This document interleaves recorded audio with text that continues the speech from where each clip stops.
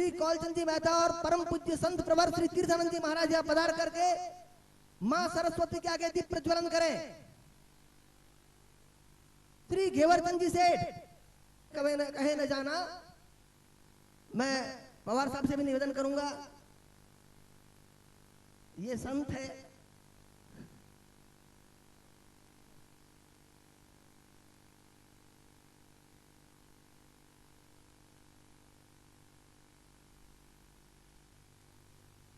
आज हमारे अतिथि ये कवि ही है और श्रोता है।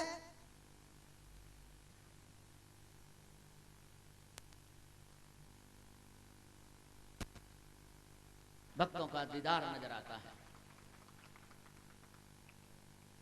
साथियों, धर्म साहित्य ज्ञान ध्यान की ये नगरी है बेमिसाल, पुरातन नाम है जिसका अत्यंत ही प्यारा श्रीमाल। अपने पद चिन्हों से ऋषि मुनियों ने जिसे किया निहाल, वो महती वसुंधरा कवि माग की जन्मस्थली है भीनमाल, कवि स्थली है भीनमाल। साहित्य के शिरोमणि महाकवि माग ने भीनमाल को पूरे देश में चमकाया। शिशुपाल वध महाकाव्य लिखकर अपनी प्रतिभा का लोहा मनवाया। दानवीरता के क्षेत्र में भी आपने इतिहास नया रचाया। गौरवान्वित हैं हम सब जो हमने रत्न माग जैसा पाया। भामाशाहों की इस नगरी में एक से बढ़कर एक है अलबेले। धर्म एवं साहित्य की इस धरती पर लगते रहते हैं मेले। कवि माग की प्रतिमा का यह अनावरण समारोह है आया। इस शुभ अवसर पर कवियों का अद्भुत गुलदस्ता आपने यहाँ सजाया। तो कवि सभी आज यहाँ पर कवि माग को करते हैं वंदन, और आपका ये कवि युवराज लाडला आप सभी भीनमाल निवासियों का करता है अभिनंदन, करता है अभिनंदन। आपने ठाकुर नहीं ये जरे मुंबई गया जे लुगाई ने कहने गया कि वटे मने मोटी मोटी पार्टियों में जानो पड़े, घना मोटा लोगों ने मलनो पड़े, तू थोड़ी अंग्रेजी हीक जानो। लुगाई कहो कि जू थे हिकाओ जू मैं हीक लूं। जानो ट्रायल में 2 शब्द हिकाया कि कोई भी पार्टी में थने पूछे कि थे कौन हो ने ये कौन है, तो तू यूं कह जा कि ये मेरा हस्बैंड है, मोनोरी वाइफ है। जानो लुगाई बोली अन्य कोई मोटी बात आ तो मैं आराम थी कहूं। अबे वह गांवरी महिला खेत में खलियान देखी और महिला शहर में जरा गई। कवि सम्मेलन में आदरणीय मुकेश वर्धन जी पोतारी लुगाई ने हाथ लेना आया। हॉल में बेवारे ने बांधने जाता था। मुंह जू मां एंट्री ली थी मैं बुझे ने देख दिया। मैं उन्होंने पहला कभी देख दिया कौन है कौन है ना बे बाने गया फूट देखी मैंने ठा नहीं पड़ियो। जब मैं बुझे ने जाने पूछो मैं भाभी जी आप कौन हो ना, ये गिया आपने छोड़े ने कौन है, जगह वे मारा हैंडपंप है मुंह बनोरी पाइप हूं।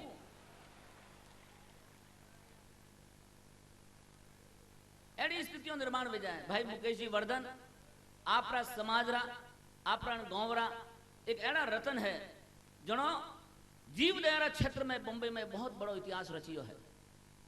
धरावारा वास्ते तो खूब कॉम करे लोग, पर पक्षियों वास्ते अगर कोई कॉम करे तो मुंबई शहर में वो एक एड़ो मात्र है लाडलो है कि जन मुंबई शहर में एम्बुलेंस पक्षियों वास्ते लाई ने वनोरो इलाज करे।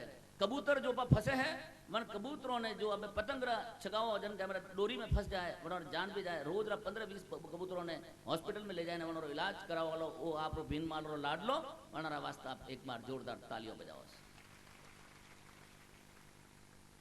और आदरणीय श्री कुंदनमल जी जैन साहब आप रो मातो मन बैर रा कंधा मत आई गयो। अब वह बैर कोई करे वह गुस्सो करीला तम तमाइला बौखला जाइला मौके भी तो आजू बाजू रा लोगों ने भेरो करने पूजन करा सके, आप जूता हाथ में ले सके। अब है ना विपरीत बिल्कुल ठीक उल्टो हो छो। आप बैठा हो भीड़ में आप पाकती महिला इन्हें बैठ गई।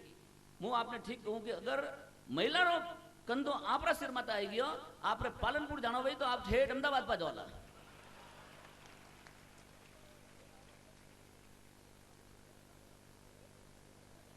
एड़ी स्थितियों में जाए।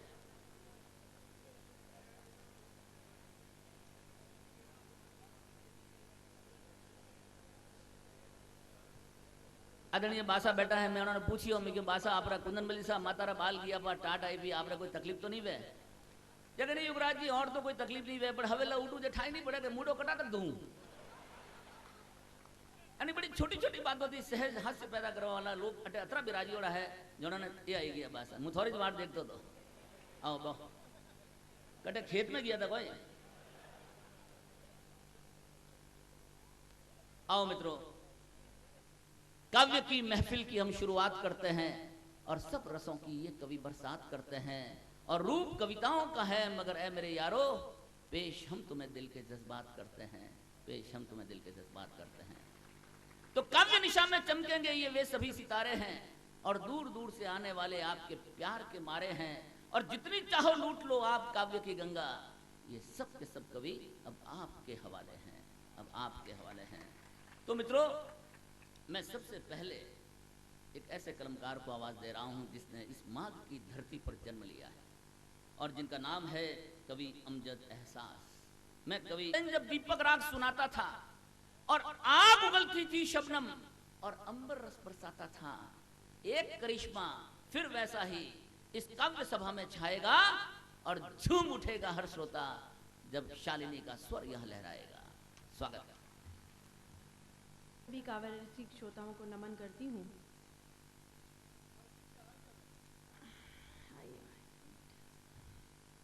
तालियों के बहुत बहुत धन्यवाद।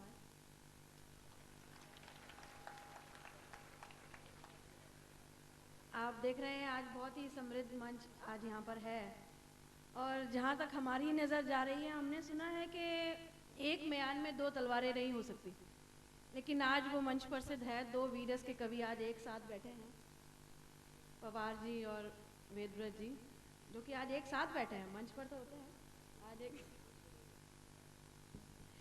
तो प्रणाम करती हूँ।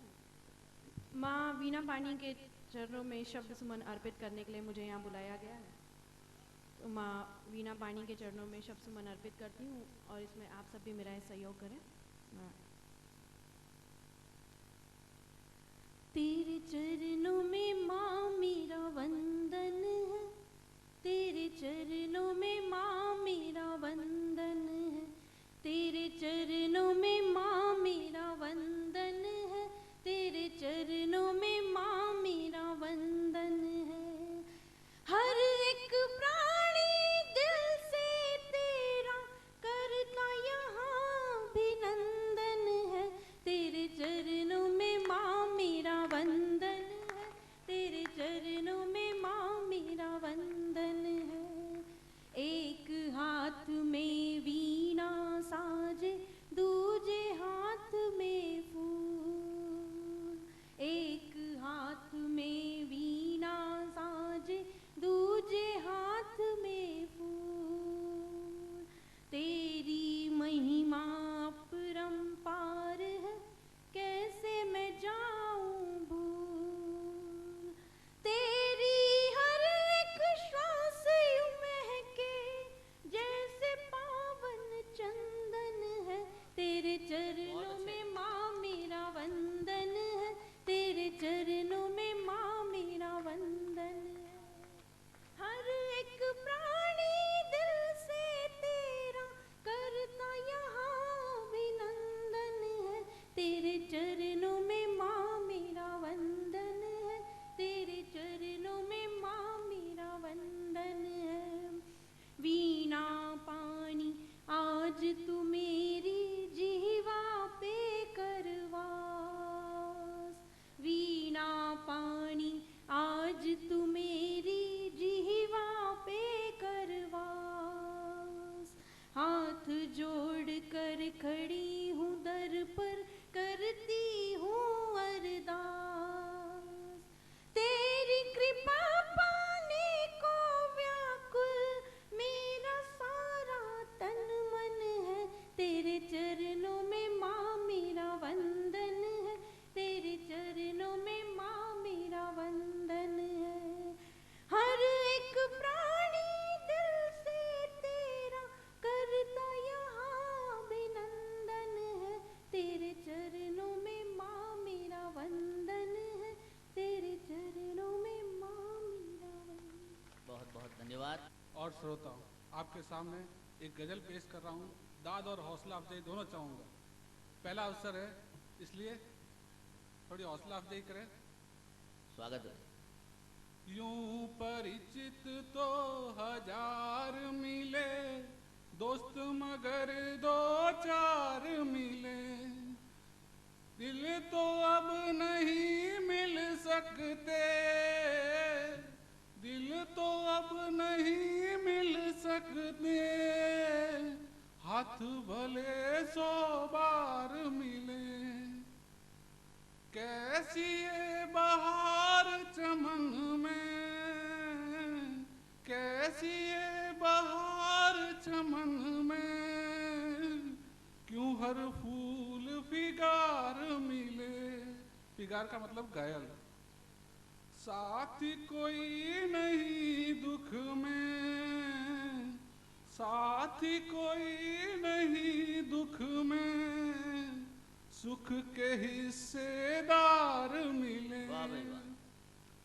चाहे सुख की कोई खबर, खून भरे अखबार मिले।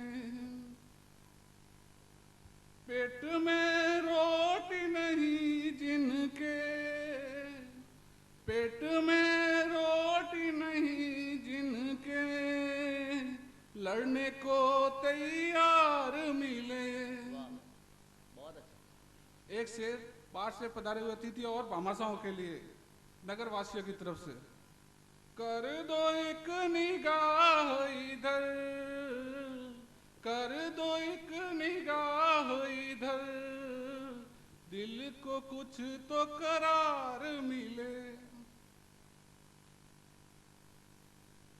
हर साख गुलों से थी खिली, हर साख गुलों से थी खिली, मुझको तो बस खार मिले। धन्यवाद। आदरणीय अमजद भाई को मैंने पूछा कि अखबारों से सुबह सुबह सौगात मिली, अखबारों से सुबह सुबह सौगात मिली, मार काट हत्या की केवल बात मिली। वाह। अखबारों से, अरे अखबारों से सुबह सुबह सौगात मिली, मार काट हत्या की केवल बात मिली। अरे खूब तलाशा, खूब तलाशा, मगर नहीं इंसान मिला। वाह। खूब तलाशा मगर नहीं इंसान मिला, यहाँ वहाँ घर बाहर उसकी जात मिली। वाह भाई। खूब तलाशा मगर नहीं इंसान मिला, यहाँ वहाँ घर बाहर उसकी जात मिली। मुट्ठी में हमारी दुर्दशा का कारण क्या है? मैं आप लोगों से भी गुजारिश करूंगा कि मित्रों, अपने घर के आंगन के लिए तालियों में कंजूसी मत करना कि मुट्ठी में उनकी अब तलक सवेरा है, मुट्ठी में उनकी अब तलक सवेरा है, जनता के हिस्से में केवल रात मिली। मुट्ठी में उनकी अब तलक सवेरा है, जनता के हिस्से में केवल रात मिली। क्या बात है। सीख खूब दे रहे उनको, लेकिन वो सीख मानेंगे कब? क्योंकि अन्यायी ने भली सीख कब स्वीकारी, अन्यायी ने भली सीख कब स्वीकारी, रावण के घर भाई को भी लात मिली। अन्यायी ने भली सीख कब स्वीकारी, रावण के घर भाई को भी लात मिली। बीच में एक घटना हुई, अंबानी भाइयों में क्या झगड़े हो गए, सारे अखबारों को, सारे टीवी माध्यम को नजला हो गया। वो इस बात को नहीं समझ पाए कि बड़े घरों के खेल निराले होते हैं, बड़े घरों के खेल निराले होते हैं, जज्बाती रिश्तों में भी बस घात मिली। वाह भाई वाह। बहुत बड़े घरों के खेल निराले होते हैं, जज्बाती रिश्तों में भी बस घात मिली। और बात यह है कि जब बड़े घर क्या, उस बड़े घर वाले के यहाँ भी अन्याय है। मैंने वो एक कविता लिखी थी, आदरणीय हरिओम जी पवार, वेदव्रत जी वाजपेयी और सारे कवियों को महाकवि माघ की धरती से एक कविता समर्पित कर रहा हूँ। स्वागत है भाई। मैंने जब गणेश जी ने दूध पिया, मुझे बड़ा बुरा लगा। क्यों? इसलिए बुरा लगा, वो मेरी कविता बताएगी। स्वागत है। मैंने कहा, गणपति बप्पा मोरिया, ये गड़बड़ क्या हो रिया। वाह भाई वाह। बहुत अच्छा। कि गणपति बप्पा मोरिया, ये गड़बड़ क्या हो रिया। दूध सुड़क सुड़ सुड़क रहे तुम, दूध सुड़क सुड़ सुड़क रहे तुम, भूखा बालक रो रिया। बहुत अच्छा, बहुत बढ़िया, बहुत अच्छा। गणपति बप्पा मोरिया, ये गड़बड़ क्या हो रिया। दूध सुड़क सुड़ सुड़क रहे तुम, भूखा बालक रो रिया। गणपति बप्पा मोरिया, कि बप्पा बप्पा तेरे तेरा लेकर नाम, गणपति तेरा लेकर नाम, जो करते तुझको बदनाम। गणपति तेरा लेकर नाम, जो करते तुझको बदनाम। स्वार्थ साधते हैं जो अपना, जन श्रद्धा को कर नीलाम। वाह, गणपति तेरा लेकर नाम, जो करते तुझको बदनाम। स्वार्थ साधते हैं जो अपना, जन श्रद्धा को कर नीलाम। विघ्न हरण तू, नाम तो विघ्न हरण, विघ्न हरण तू, विघ्न मूर्तियों का बोझा क्यों ढोरिया। वाह भाई। गणपति बप्पा मोरिया, ये गड़बड़ क्या हो रिया। गणपति बप्पा मोरिया, ये गड़बड़ क्या हो रिया। दूध सुड़क सुड़ सुड़क रहे तुम, भूखा बालक रो रिया। गणपति बप्पा मोरिया, तुम तो मोदक प्रेमी, तुम तो मोदक प्रेमी, हमको रोटी के भी लाले हैं। तुम तो मोदक प्रेमी, हमको रोटी के भी लाले हैं। क्या बात है। भक्त आपके बेबस बिल के, पड़े पेट पर ताले हैं। बहुत अच्छा। तुम तो मोदक प्रेमी, हमको रोटी के भी लाले हैं। भक्त आपके बेबस बिल के, पड़े पेट पर ताले हैं।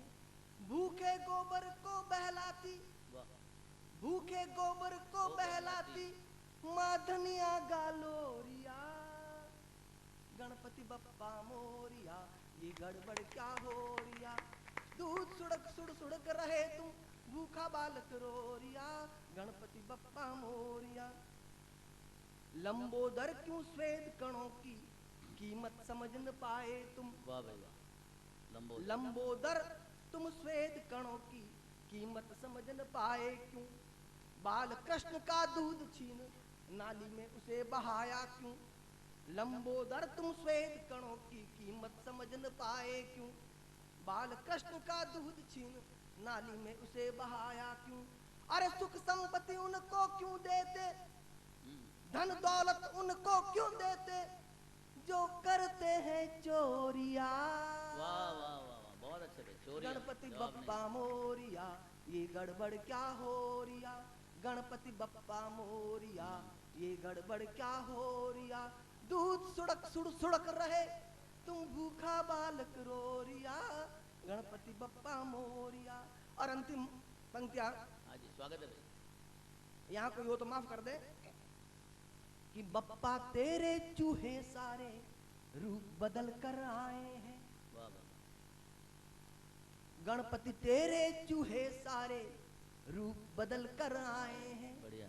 नेता अफसर सेठ पुलिस बन इस धरती पर छाए हैं। वाह वाह, गणपति तेरे चूहे सारे रूप बदल कर आए हैं। नेता अफसर सेठ पुलिस बन इस धरती पर छाए हैं। कुतर लिया है देश इन्होंने। बहुत अच्छा भाई, बहुत बढ़िया। क्या बात गणपति है। तेरे चूहे सारे रूप बदल कर आए हैं। नेता अफसर सेठ पुलिस बन इस धरती पर छाए हैं।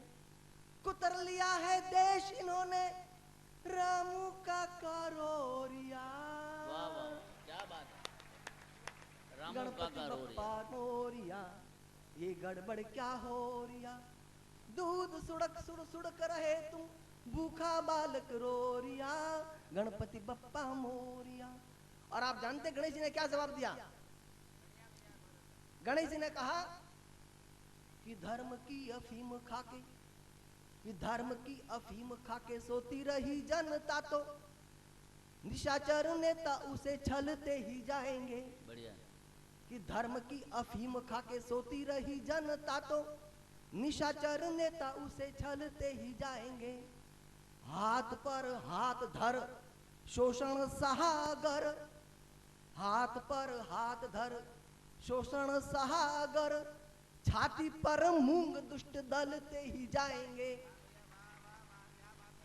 कि धर्म की अफीम खाके सोती रही जनता तो निशाचर नेता उसे छलते ही जाएंगे।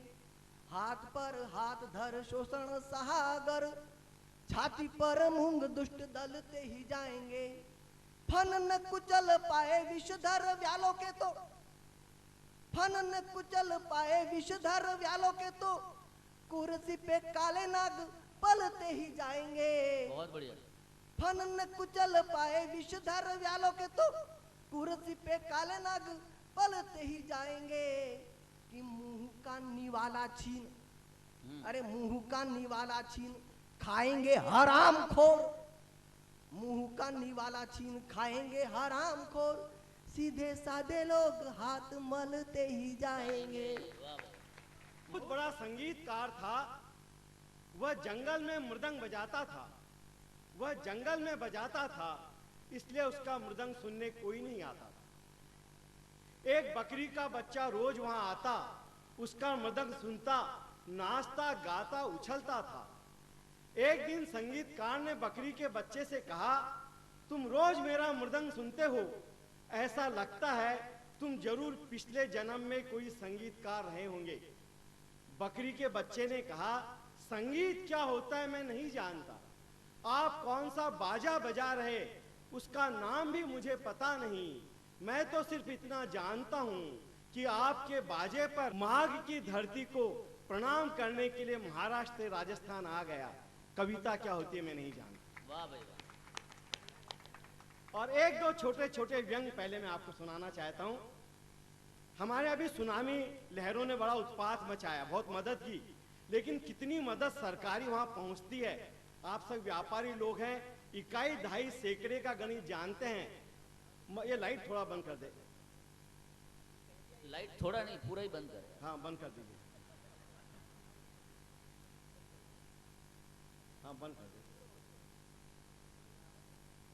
सरकारी टेबल पर एक टेबल से दूसरे टेबल पर फाइल जाती है तो लोग कैसे अपना हिस्सा निकालकर झूठा आंकड़ों का खेल करते हैं। गणित के माध्यम से एक व्यंग देखिएगा। भैया लाइट बंद करने का बोला, डिस्टर्ब न करे। अरे आपको हिंदी में कहूँ क्या, एक बार आप लाइट कह दिया भूल से मैंने।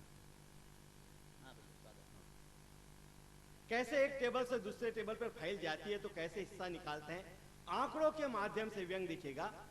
बाढ़ आने पर सरकार ने सर्वेक्षण कराया और सर्वेक्षण की रिपोर्ट आई। अब सरकारी रिपोर्ट कैसे झूठे बढ़ती है।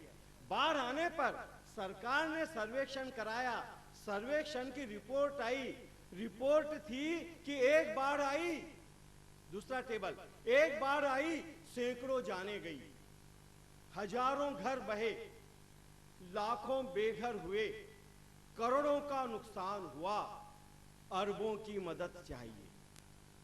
वाह भाई वाह। एक बाढ़ आई सैकड़ों जाने गई, हजारों घर बहे, लाखों बेघर हुए, करोड़ों का नुकसान हुआ, अरबों की मदद चाहिए। नतीजा अरबों की मदद मिली, करोड़ों जमा हुए। बहुत अच्छा। अरबों की मदद मिली, करोड़ों जमा हुए, लाखों बांटे गए, हजारों बटे।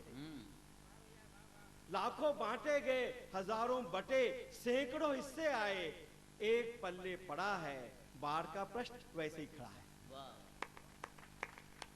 और प्रबुद्ध श्रोताओं को एक और व्यंग दिखेगा। ईमानदारी आज के जमाने में सिर्फ बेजान चीजों में रह गई। जो भी सांस लेता है ईमानदार नहीं हो सकता। आप सब व्यापारी हैं, मेरा दावा है अगर आप 4 साल तक ईमानदारी से इनकम टैक्स भरे तो 5वें साल गरीबी रेखा के नीचे आ जाएंगे। ऐसे में ईमानदारी बेजान चीजों पे कैसे रहती। व्यंग देखें। लोहे और सीमेंट का एक बड़ा हिस्सा मंत्री, ठेकेदार और इंजीनियर तीनों ने मिल बांट खाया और उद्घाटन के दिन सारा इल्जाम पुल पर लगा। लोहे और सीमेंट का एक बड़ा हिस्सा मंत्री, ठेकेदार और इंजीनियर तीनों ने मिल बांट खाया, उद्घाटन के दिन सारा इल्जाम पुल पर लगाया। बेचारा पुल जानता था इनके सारे गुल, पर अपनी सफाई में क्या कहे, कैसे कहे, इतना बड़ा इल्जाम भी कैसे सहे। 2 दिन बाद ही पुल ने नदी में कूदकर आत्महत्या की। वाह वाह वाह, बहुत अच्छे। 2 दिन बाद ही पुल ने नदी में कूदकर आत्महत्या की। अपनी ईमानदारी का सबूत देते हुए वह पानीदार पुल पानी में बह गया। मैंने लोहा और सीमेंट नहीं खाया, ये बात मरते मरते कह गया। और एक छोटा सा व्यंग, उसके बाद हास्य रचना पढ़ूंगा। सरकारी डिपार्टमेंट में कैसे लाल फीताशाही चलती है। माथे पर बिंदिया, मांग में सिंदूर और हाथ में हरी चूड़ियां पहने। माथे पर बिंदिया, मांग में सिंदूर और हाथ में हरी चूड़ियां पहने एक सुहागिन ने विधवा पेंशन योजना का फॉर्म भरा। एक सुहागिन ने विधवा पेंशन योजना का फॉर्म भरा तो ऑफिसर कुछ चौंका, कुछ डरा और डांटते हुए बोला, सुहागन होकर विधवा का फॉर्म भरती हो, कानून से नहीं डरती हो। महिला ने कहा, कानून वानून नहीं जानती हूं, सिर्फ अनुभव को पहचानती हूं। मेरे बेटे ने 10 साल पहले एम्प्लॉयमेंट एक्सचेंज में नाम लिखाया था, सर्विस के लिए ओवर एज हो गया, तब जाकर नंबर आया था। और मेरे बूढ़े पति को वृद्धावस्था पेंशन का फॉर्म भरे 5 साल हो गए, पेंशन नहीं मिली, चक्कर काट काट के बुरे हाल हो गए। इसलिए मैं एडवांस में फॉर्म भर रही हूं। मैं एडवांस में फॉर्म भरकर विधवा पेंशन योजना का सही वक्त पर पूरा लाभ उठाऊंगी। कानून मेरा कुछ भी बिगाड़ नहीं सकता। मुझे विश्वास है जब तक पेंशन मंजूर होंगी मैं विधवा हो जाऊंगी। एक रचना में आपको मुक्त हास्य की सुनाना। एक बार आप जोर से ऐसे ही ताली बजा दें। अब ये तो माघ की धरती के लोग हैं, क्यों ताली बजा दी? मैंने कुछ बोला ही नहीं, ऐसे ही बजा दो, बजा दिया। फ्लो में बजा देते हैं आप। आपको मालूम भीड़ में आदमी क्या करता है, बजा दो, घर चले जाओ, चले जाएंगे। फ्लो में हम कई काम ऐसे करते हैं जो हमें पता नहीं लगता। अभी हमारा सबसे बड़ा दुश्मन है पाकिस्तान, उसका निपटारा हो सकता था। 2 साल पहले मुशर्रफ साहब आगरा आए, उन्हें 21 तोपों की सलामी दी गई, कमबख्त एक का भी निशाना सही नहीं लगा। अब आप ऐसे हंस रहे हैं जैसे निशाना लग जाना चाहिए। अगर निशाना 21 तोप चलाने पर भी सही नहीं लगता है तो हम कश्मीर की खाक रक्षा करेंगे, पर ऐसी बात नहीं है। हमारे सैनिक भारतीय संस्कृति जानते हैं। वो जानते हैं कि भारत मेहमानों के लिए प्राण दे सकता है, मेहमानों के प्राण नहीं दे सकता। वरना हमारे जवान में तो उस दिन इतना जोश था कि वो एक तोप से 21 मुशर्रफ को उड़ा सकते थे। आप फिर गलत ताली बजा रहे हैं। 21 मुशर्रफ कहां से लाएंगे? आप फ्लो में बोल देते, पता ही नहीं लगता क्या करते हैं। हमारे एक ऑफिसर है, वो कहते हैं यार मेरे से लोग छुट्टियां मांगने बहुत आते, मैं फ्लो में छुट्टी दे देता हूं। ऑफिस का काम में हर्जा होता है, तो उन्हें एक काम करो, जो भी छुट्टी मांगने आए बोलना तेरी छुट्टी मंजूर, पर बदले में किसी को रख जा। काम का हर्जा नहीं होना चाहिए। ऑटोमेटिक लोग छुट्टी मांगना कम कर दिए, मगर ऑफिसर फ्लो में बहने लग गए। जो भी छुट्टी मांगता है तेरी छुट्टी मंजूर, बदले में किसी को रख जा, काम का हर्जा नहीं होना चाहिए। एक दिन वो घर गए तो पत्नी ने कहा मैं 2 दिन के लिए मैके जा रही हूं। फ्लो में थे, बोले जा, पर बदले में किसी को रख जा,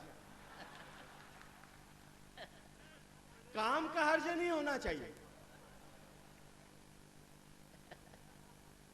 अब जब भी पत्नी बोली, हमेशा ऐसा बोले, उनकी पत्नी मेरे पास आई, बोले आपके भाई साहब ऐसे बड़े शरीफ हैं, पर फ्लो में रोज कुछ की कुछ बोल देते, इनकी आदत आपने डाली, आप ही तुड़वाइए।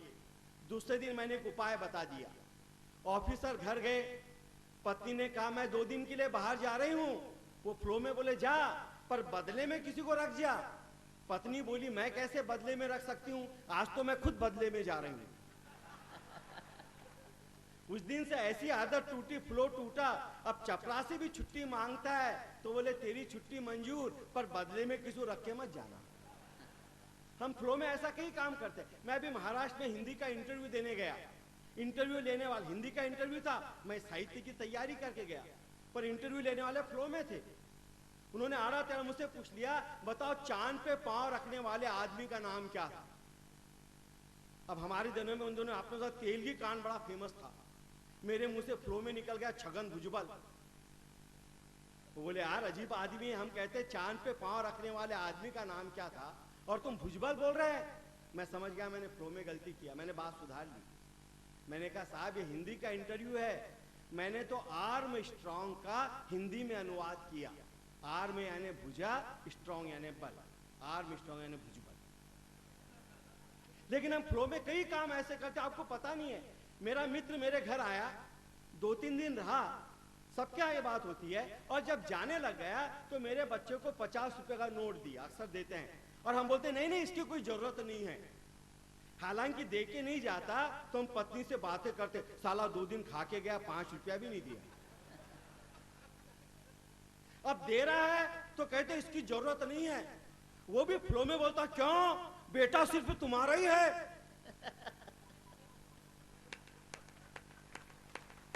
वो इतने कॉन्फिडेंस से बोलता है क्यों बेटा सिर्फ तुम्हारा ही है। हम बोलते नहीं नहीं जी आपका ही है। हम तो जीवन भर घंटी बजाते रहे। जी में आए बोला 50 नहीं 500 दे बेटा मेरा ही, इसमें काहे के पार्टनरशिप, मगर फ्लो में बोल देते हैं। परसों तो बड़ा गजब हुआ, मेरी पत्नी का जन्मदिन था, पड़ोसी साड़ी लेकर आ गया, अक्सर बेचारा शरीफ आदमी था, और पत्नी को साड़ी गिफ्ट में दी। तो हम बोलते इसकी कोई जरूरत नहीं है। मैंने कहा इसकी कोई जरूरत नहीं है, आप बीच में मत बोलो जी, हमारे और भाभी के अलग संबंध है। अबे तेरे और भाभी के अलग संबंध है तो बीच में मैं नहीं बोलूंगा तो कौन बोलेगा। बोलता क्यों भाभी, बोले हाँ भैया मर गया सैया। ऐसे ही कई काम करते हैं। अभी कुछ दिन पहले मैं अपने शहर में ट्रांसफर होकर आया था, पत्नी नहीं थी। एक दिन मुझे ऑफिस काम से 2 दिन के लिए जाना था। अब बोला पत्नी नहीं है तो अपने पड़ोसी को बोला भाई साहब मैं ऑफिस काम से 2 दिन जा रहा हूं, पत्नी अकेली है। नहीं आप बेफिक्र जाइए जी, भाभी जी को बोलना कोई भी काम हो तो मुझे बोलो, आधी रात को उठ के आऊंगा, 10 काम छोड़ के आऊंगा। आप बेफिक्र जाइए। अब काहे का बेफिक्र, फिक्र डबल लग गई। इतनी फिक्र लगी कि मैं 2 दिन का काम 1 दिन में निपटा के आधी रात के पहले आ गया।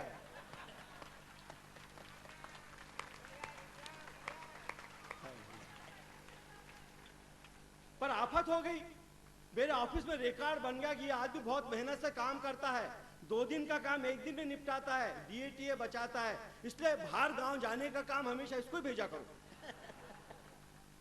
अब 2 दिन का काम 1 दिन में निपटाते सोचता हूं कभी आखिरी बस चुक गई तो, पर पड़ोसी बोल देते हैं। ऐसे ही हम लोग कई व्यवहार करते हैं। एक औपचारिकता आप मत निभाना जो मैंने निभाई। हुआ ये सुहाग रात के दिन, अब ऐसे सुहाग रात का दिन रात ही होती है। मैंने पत्नी से परिचय पूछा, उसने मेरे रिश्तेदारों के बारे में पूछा, मैंने उसके रिश्तेदारों के बारे में पूछा। उसका नतीजा ये निकला, आप भी जानते हैं एक समाज में शादी होती है। मैंने पत्नी से जब पूछा तेरा ये रिश्तेदार कौन लगता, वो कौन लगता, उसने मेरा पूछा वो कौन लगता, वो कौन लिखता। नतीजा ये निकला कि मेरे चाचा के लड़के के, मामा के लड़के के, बुआ के लड़के का, मौसे का लड़का, वो दतिया वाला बनवारी मेरा भाई लगता है। वही दतिया वाला बनवारी मेरी पत्नी के चाचा के लड़के के, मामा के लड़के के, ताऊ का लड़का भी भाई लगता है। आज ही रात प्रोग्राम होने के बाद आप घर जाओ और अपनी पत्नी से रिश्ते निकालो तो आपको पता लगेगा आपकी पत्नी दूर के रिश्ते में आपकी बहन लगती है। एक समाज में शादी है तो ऐसा ही होता है। हमारे तूफान जोले मेरी नहीं लगती, मैंने लव मैरिज किया, दूसरी जात में शादी की, मतलब फिर भी लगती है, पर रिश्ते दूर तक घुमाने होंगे। जब हम आदम और हवा की संतान है तो भाई बहन पहले है, पति पत्नी बाद में। यह बात सिर्फ दुनिया में गुजराती समाज को पता है। इसलिए गुजराती समाज में आप कहीं भी जाइए, छगन भाई, मगन भाई, रमेश भाई, इधर शांता बहन, सविता बहन, गीता बहन, भाई बहन पहले, पति पत्नी बाद में है। अच्छा एक काम हम फ्लो में ये करते, आदत है, जो भी काम होता बोले अच्छा हुआ। मैं मेरे बच्चे के साथ खेल रहा था, एक पत्थर आके बच्चे के सिर में लगा, मोहल्ले वाले जमा हो गए। वो तो अच्छा हुआ आंख नहीं गई, यानी आंख भी जाना था। एक्सीडेंट हो गया तो अच्छा हुआ मरे नहीं। मेरे पिताजी और अपने बिजनेस के लिए एक बार बेंगलोर गए। बेंगलोर हमारे यहां से काफी दूर है। और जब वो बेंगलोर से वापस आ रहे थे, बेंगलोर से आए पिताजी, बेंगलोर गए बिजनेस के लिए। जब वापस आ रहे थे तो हमारा अकोला शहर से 1 घंटे का रास्ता है, भुसावल जंक्शन, आपने नाम सुना होगा। वहां भुसावल आते आते उनका हार्ट फेल हो गया भुसावल में। झट उनकी चिट्ठी मिली, पुलिस ने फोन किया, हम गाड़ी लेके गए, बॉडी लेके झट आ गए। सारे गांव में खबर फैल गई कि इसके पिताजी ऐसे ऐसे भुसावल में मरे। ऐसी आड़ी टेढ़ी मैयत में ज्यादा लोग आते हैं। सब लोग आ गए और मुझे समझाने लगे, वो तो अच्छा हुआ भुसावल में मरे, अच्छा ही हुआ। यहाँ बेंगलोर में मरते तो 3 जगह गाड़ी बदलनी पड़ती है, ये तो अच्छा हुआ भुसावल में मरे। एक बोले मेरे चाचा बेंगलोर में मरे थे, 3 दिन के बाद बॉडी आई, लाश इतनी बदल गई कि मेरी चाची मानने को तैयार नहीं कि उसका पति है, और 2-4 पड़ोसन रोने लगे कि उसका पति है। ये तो अच्छा हुआ आपके पिताजी भुसावल में मरे। धीरे धीरे मुझे लगा पिताजी का मरना ये तो शुभ समाचार है। पिताजी के मरने पे लोगों ने मुझे इतनी बधाइयां दी, इतनी बधाइयां दी, उतनी बधाई तो मेरे पैदा होने पर पिताजी को नहीं मिली थी। दूसरे दिन तो मैंने पेड़े बांटने शुरू कर दिए। लोग बोले पागल है, इधर मुंडन करा और इधर पेड़े बांट रहा है।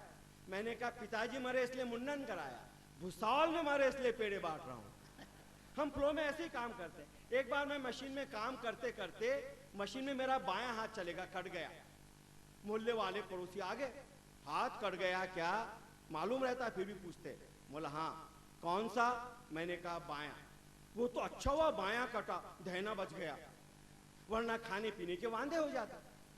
अब सुबह से शाम तक चालू हो गया, जो भी आता ये बोलता अच्छा हुआ बायां कटा, दहना नहीं कटा, खाने पीने के वांदे हो जाते। सोचा उन्हें वो लतीफा सुनाते हुए कह दो, भैया मशीन में तो मेरा दहना ही गया था, पर सोचा खाने पीने के वांदे हो जाएंगे तो दहना निकाल के बायां डाल दिया। जब से लगा रहे अच्छा हो गया, अच्छा हो गया। शाम आते आते तो मैं तंग हो गया, सोने की तैयारी किया। फिर एक पड़ोसी आया, थोड़ा सो रहा तो मुझे जोर जोर से जगाया। मैं जब जागा तो बोले सो रहे थे क्या? खुद ने जगाया। अच्छा हुआ मैंने आंख खोली, नहीं तो सीधा पूछता मर गए क्या। और आते से फिर वही बात, हाथ कट गया क्या? मैं तंग आ गया था। बोला हाँ, कौन सा? मैंने कहा बायां। वही बात, अच्छा होगा बायां कटा, दहना नहीं कटा, नहीं तो खाने पीने के वांदे हो जाते। मैंने उसका गला पकड़ के बोला, भैया खाने पीने की मदद के लिए कई दूसरे हाथ तैयार खड़े हैं, पर जो काम मेरा बायां हाथ करता है तेरा बाप करेगा क्या? जब से लगा रहे अच्छा हो गया, अच्छा हो गया। और जाते जाते और बोलता है मेरे लायक कोई सेवा। अब ये सेवा करेंगे, जी में आया, गला पकड़ के बोलो भैया सेवा करना है तो सुन, मेरा बायां हाथ नहीं तेरा है, सेवा करना है तो सुबह शाम 10 मिनट के लिए आ जाया कर। इस अद्भुत सेवा के लिए तेरा नाम गिनीज बुक में आ जाएगा। शुरू में सेवा करना, बाद में प्रोफेशन बना लेना, क्योंकि बाद में इलेक्शन लड़ लेना, मौज उड़ाना, तेरी ये कर सेवा कार सेवा से भारी पड़ेंगी। क्योंकि मेवा तचकर सेवा करना यह आइडिया गांधी के बाद बिल्कुल फेल है, मगर सेवा के बहाने मेवा खाना ये तो बाएं हाथ का खेल है। बहुत बहुत धन्यवाद। माँ शारदा को प्रणाम करता हूँ। महाकवि माँ को हार्दिक श्रद्धांजलि अर्पित करते हुए अपनी बात आपके बीच में रखने की कोशिश करता हूँ। यहाँ के पुलिस वालों को विशेष रूप से प्रणाम करता हूँ, क्योंकि मैं गया इधर से था और आया उधर से। बोले इधर से वापस नहीं जाने देंगे, ये उनकी अपनी व्यवस्थाएं हैं। इस कारण मुझे मंच तक आने में थोड़ी देर हुई, लेकिन मेरे से पूर्व भाई घनश्याम जी अग्रवाल, जिनका नंबर काफ़ी बाद में था, दुर्भाग्यवश मेरे से पहले उनको पढ़ना पड़ा। इधर से कुछ बच्चे जाने की कोशिश कर रहे हैं, जल्दी चले जाएं तो अच्छा रहेगा। वैसे ईश्वर उनको देर से भेजे।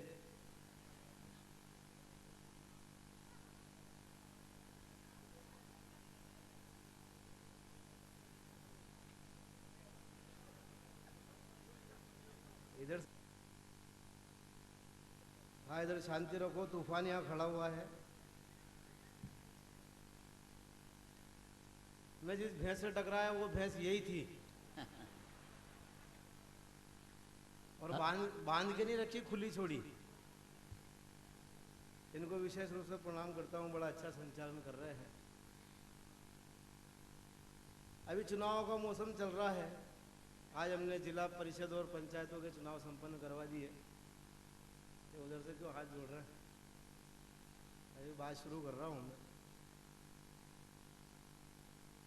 पूरे देश में कई प्रकार के कवि हैं, लेकिन मैं अपने तरीके का एक अलग किस्म का प्राणी हूँ और अलग तरीके का कवि हूँ। अलग तरीके का इसलिए हूँ कि मैं समस्या की बात नहीं करता, मैं समाधान की बात करता हूँ। और कवि मैं उसको मानता हूँ जो समस्या का कारण बताए और उसका समाधान देने की कोशिश करे।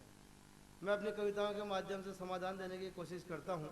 एक समस्या जो हमारे देश की बड़ी विकट समस्या है, पिछले दिनों से चल रही है।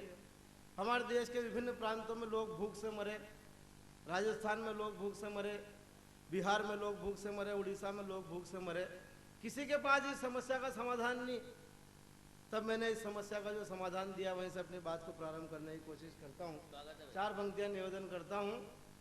समाधान देखना और आनंद लेना कि हिंदुस्तान के लोग गजब कर गए, भूख से मर गए। हिंदुस्तान के लोग गजब कर गए, भूख से मर गए। अरे बेवकूफों, थोड़ी तो शर्म करते। मरना ही था तो पूरी शान से मरते। किसी भ्रष्ट नेता की हत्या करके आत्मसमर्पण कर देते और अपने आप को जेल के अंदर भर देते तो पूरे देश में तुम्हारा सम्मान और तुम्हारा नाम हो जाता और तुम्हारे 2 वक्त की रोटी का आराम से इंतजाम हो जाता। तुम्हारे 2 वक्त की रोटी का आराम से इंतजाम हो जाता। अपने पास सारे समाधान ऐसे ही है। किसी को कोई टेंशन पालने की जरूरत नहीं है। ये देश बड़ा टेंशन में है साहब, और मैं एकमात्र ऐसा प्राणी हूं जो देश को टेंशन से फ्री करने का काम करता हूं। देश की सरकार टेंशन में, देश का विपक्ष टेंशन में। सरकार इसलिए टेंशन में कि सरकार का जो प्रधानमंत्री वो अपना आप को प्रधानमंत्री समझता ही नहीं है और विपक्ष उसको प्रधानमंत्री समझता है। ये समस्या है। और मैं आपके बीच में समस्याओं का समाधान लेके आया हूं और कुछ जानकारियां ऐसी लेके आया हूं जो दावे के साथ में खड़ा होकर कहता हूं देश के किसी व्यक्ति के पास में ऐसी जानकारियां नहीं है जो मेरे पास में है। जानकारी देखना और आनंद उठाना।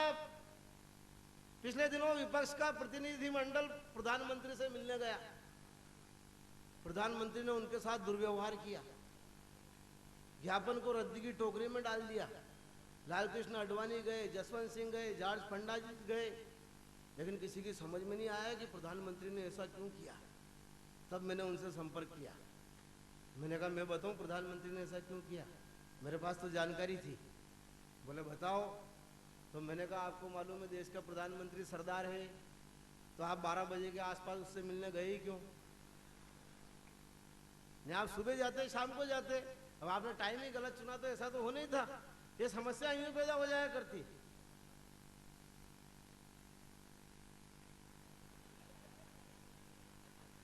नहीं कोई बात नहीं, ये तो चलता रहेगा।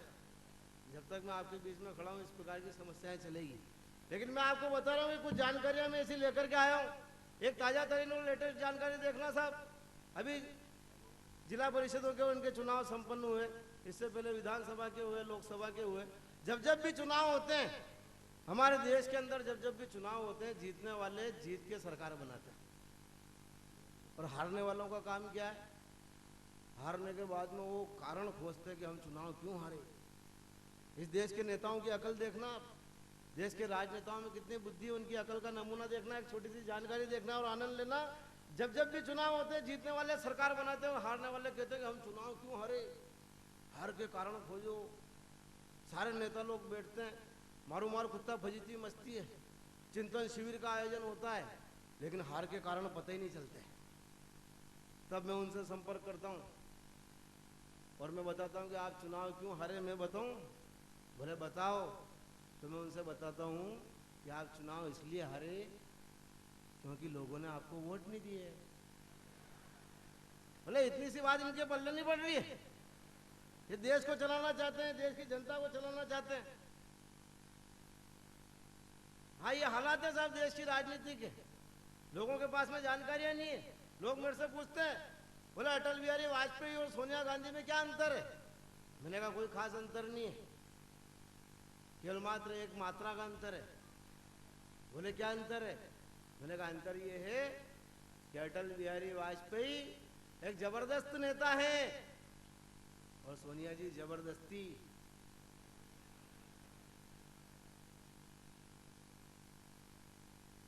लोग मेरे से पूछते हैं वर्तमान प्रधानमंत्री और भूतपूर्व प्रधानमंत्री में क्या अंतर है? मैंने कहा कोई खास अंतर नहीं है, केवल एक अक्षर का अंतर है। बोले क्या अंतर है?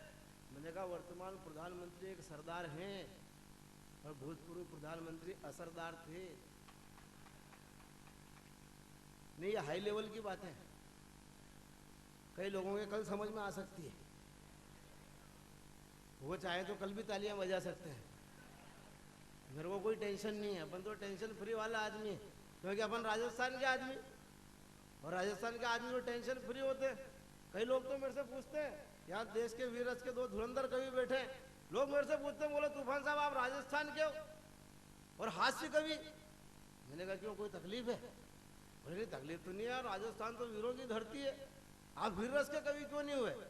मैंने कहा राजस्थान की धरती वीर रस के आदमी पैदा करती है, वीर रस के कवि पैदा नहीं करती, इसलिए हम हास्य रस के कवि। हमारे यहाँ के जितने लोग हैं राजस्थान के, सब हास्य रस के आदमी हैं और वो वीर रस की बात करते हैं, लेकिन मैं हास्य रस की बात करता हूं, इसलिए वीर रस का आदमी।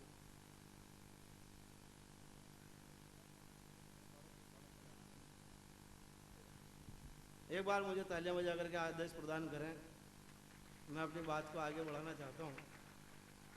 मैं आपको बता रहा था कई प्रकार की जानकारियां, लेकिन मैं 4 पंक्तियां इससे पहले और आपके बीच में निवेदन करना चाहता हूं। पिछले दिनों एक समस्या पैदा हो गई साहब। एक संस्था ने एक रिपोर्ट दी कि पेप्सी और कोका कोला में कीटनाशक पदार्थ मिलाए जाते हैं।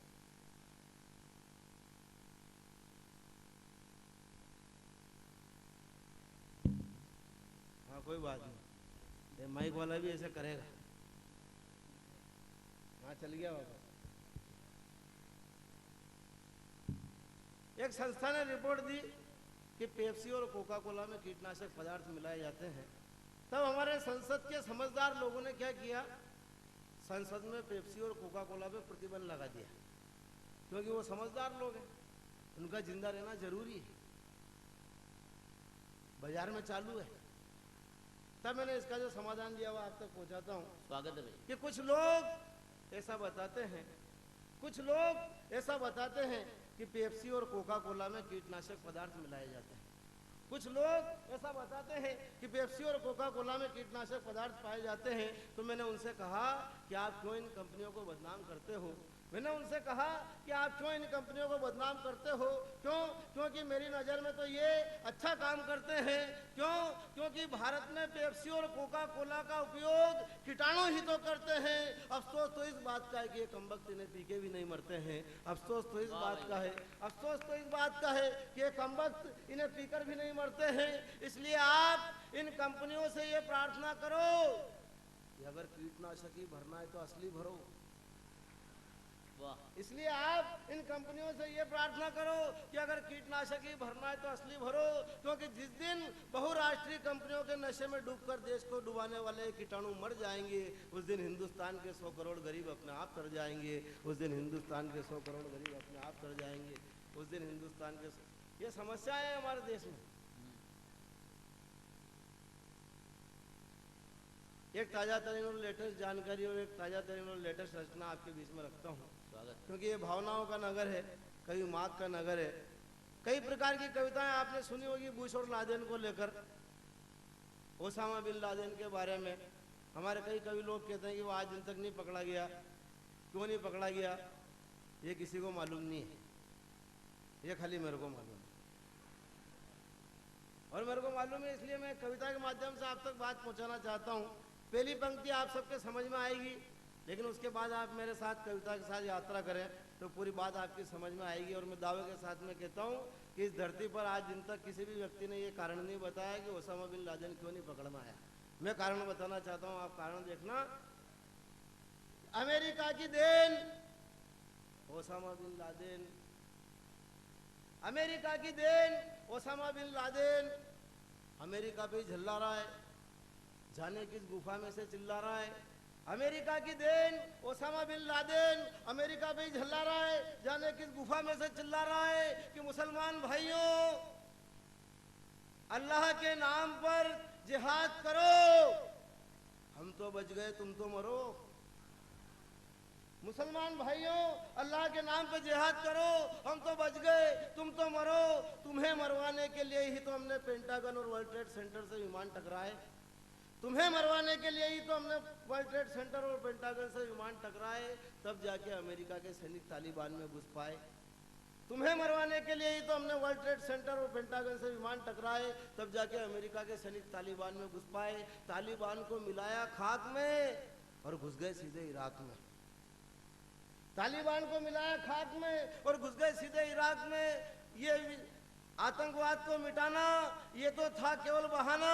सच तो ये है कि ये सब बुश और लादेन का मैच फिक्सिंग वाला खेल है, और इसका परिणाम अमेरिका के कब्जे में इराक का तेल है, और इसका परिणाम अमेरिका के कब्जे में इराक का तेल है, और इसका परिणाम अमेरिका के कब्जे में इराक का तेल है। इसलिए मुसलमान भाइयों, अपने अंतरात्मा को जगाओ, इस्लाम के दुश्मनों से स्वयं को बचाओ, और अल्लाह का पैगाम दुनिया को शांति, भाईचारा और प्यार दो। और जो इस्लाम को बदनाम करे उसे तुम खुद मार दो, जो इस्लाम को बदनाम करे उसे तुम खुद मार दो। और मित्रों, इस दौर का एक समाधान और आपके बीच में रख करके जाना चाहता हूँ। देश की बहुत बड़ी समस्या का समाधान आप तक पहुँचाता हूँ। हिंदुस्तान की सबसे बड़ी समस्या आर्थिक समस्या है।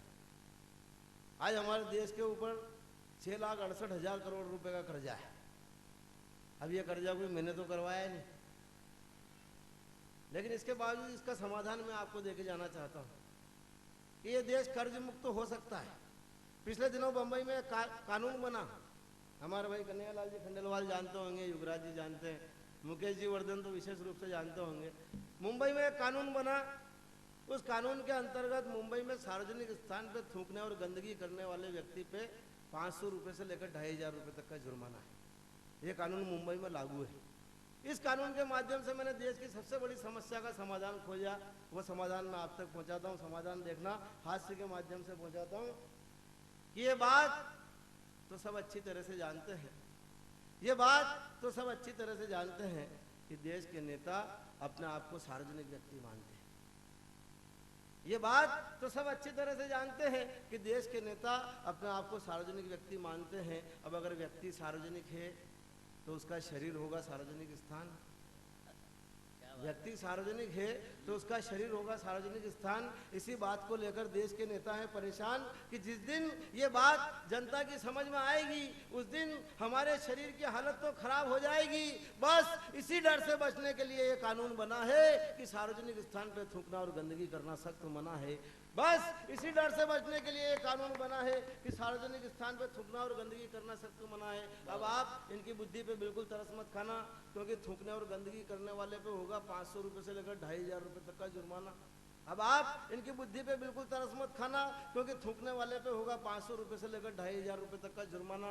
बस यहीं से मैंने एक तरकीब सोची है, जो मैंने बहुत सोच समझ के खोजी है कि अगर इस देश के प्रत्येक भ्रष्ट नेता का शरीर सार्वजनिक स्थान घोषित कर दे और उसके शरीर को शहर के प्रमुख स्थान पर स्थापित कर दे तो देश की जनता ऐसे स्वर्णिम अवसर को हरगिज नहीं चूकेगी और जुर्माने की चिंता किए बगैर उसके शरीर पे जी भर के थूकेगी। तो मेरी इस तरकीब से देश का खजाना नोटों से भर जाएगा और हिंदुस्तान का सारा कर्जा जनता के थूकने से उतर जाएगा। हिंदुस्तान का बहुत बहुत धन्यवाद। जब राजनीति की ललिताओं का कुत्ता रबड़ी चाट रहा हो, ऐसे में हा हा ही ऊपर लिखकर क्यों मैं कलम को दाग लगा दूं, क्यों न नई क्रांति का बिगुल बजाकर भ्रष्ट तंत्र में आग लगा दूं। भ्रष्ट तंत्र में आग लगाने की क्षमता रखने वाला एक ऊर्जावान कवि जो अलीगढ़ से आपके बीच आए हैं, जिनका नाम है भाई वेदव्रत वाजपेयी। मैं आज लखनऊ से, माफ कीजिएगा, लखनऊ से आपके बीच आए हैं आदरणीय श्री वेदव्रत जी वाजपेयी साहब से गुजारिश करूंगा, एक नया सूर्य उगाने के लिए आया है सोए हुए